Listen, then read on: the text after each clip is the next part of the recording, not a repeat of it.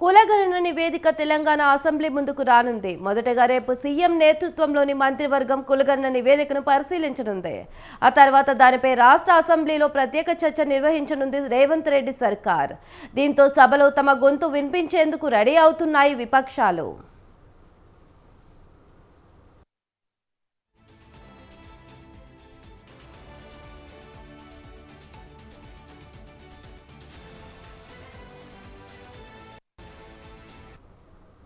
ఇక అసెంబ్లీ ఎన్నికల్లో ఇచ్చిన హామీ మేరకు తెలంగాణలో కులగణన ప్రక్రియ విజయవంతంగా పూర్తి చేశామన్నారు మంత్రి పొన్నం ప్రభాకర్.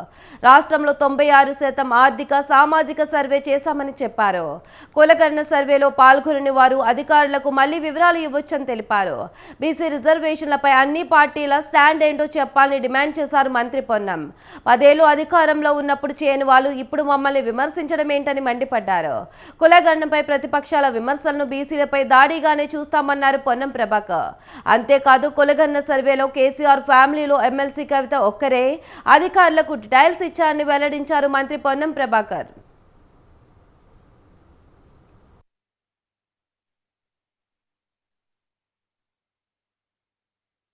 ప్రభుత్వం తీసుకుంటున్నటువంటి నిర్ణయాన్ని కాంగ్రెస్ పార్టీగా స్వాగతిస్తా ఉన్నాం, సమర్థిస్తా ఉన్నాం.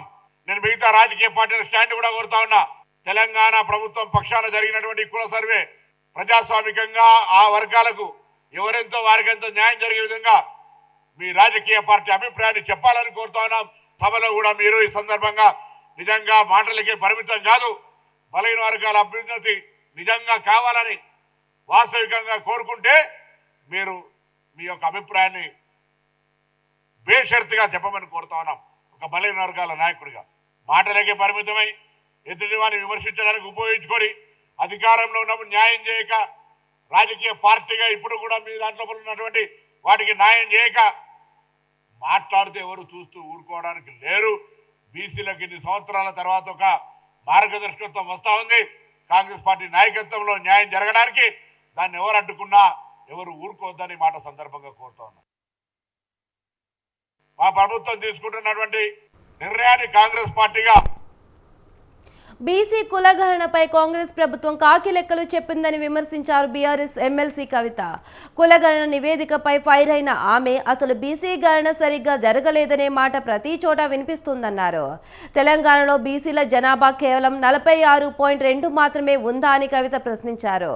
తాము చేసిన ఉద్యమానికి తలొగ్గి కాంగ్రెస్ ప్రభుత్వం బీసీ కమిషన్ను ఏర్పాటు చేసిందన్నారు ఎమ్మెల్సీ కవిత.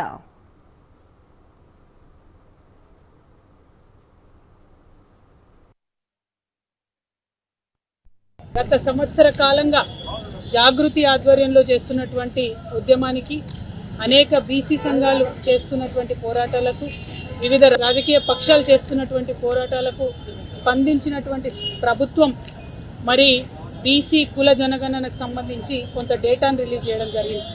వాస్తవానికి ఇది భారతదేశంలో ఉన్నటువంటి పరిస్థితులన్నీ గమనంలోకి తీసుకుంటే ప్రజాస్వామిక వాదులందరూ కూడా స్వాగతించాల్సినటువంటి క్షణం.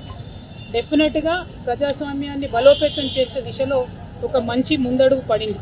మరి పడ్డటువంటి ముందడుగు అనేది ఏదైతే ఉందో అది బలహీనంగా పడ్డదా, లోపభూయిష్టంగా పడ్డదా అన్నది మాత్రం ఖచ్చితంగా మనం ఆలోచన చేసుకోవాల్సినటువంటి అవసరం ఉన్నది, ఆత్మ విమర్శ చేసుకోవాల్సినటువంటి అవసరం ఉన్నది.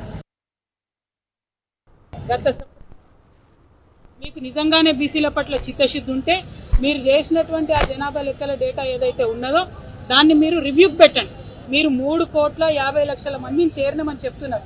ఆ 3,50,00,000 పత్రాలు ప్రజల స్క్రూటినీకి అందుబాటులో పెట్టాలని చెప్పి నేను ప్రభుత్వాన్ని డిమాండ్ చేస్తా ఉన్నా. మీరు చెప్పిన లెక్కలు కాకి లెక్కలని మేము చెప్తున్నాం.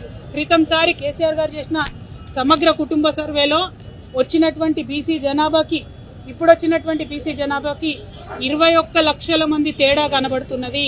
మరి ఆ 21 లక్షల మందికి ఎందుకు అకౌంటబిలిటీ లేదు? క్రితంసారి సమగ్ర కుటుంబ సర్వేలో ఓసీల సంఖ్య చాలా తక్కువగా కనపడ్డది, ఈసారి ఓసీల సంఖ్య చాలా పెంచి కనపడుతున్నది. మరి దీంట్లో ఏంటి మతలబు? కాబట్టి ఈ డేటా మీద అనేక అనుమానాలు ఉన్నప్పటికీ మీరు చెప్పిన లెక్కలనే ఈ ఎన్నికల మందం ఆహ్వానించి మీరు చెప్పిన లెక్కల ప్రకారం ఎలక్షన్లకు బీసీలకు రిజర్వేషన్లు ఇచ్చి వెళ్లవలసిందిగా డిమాండ్ చేస్తా ఉన్నాం.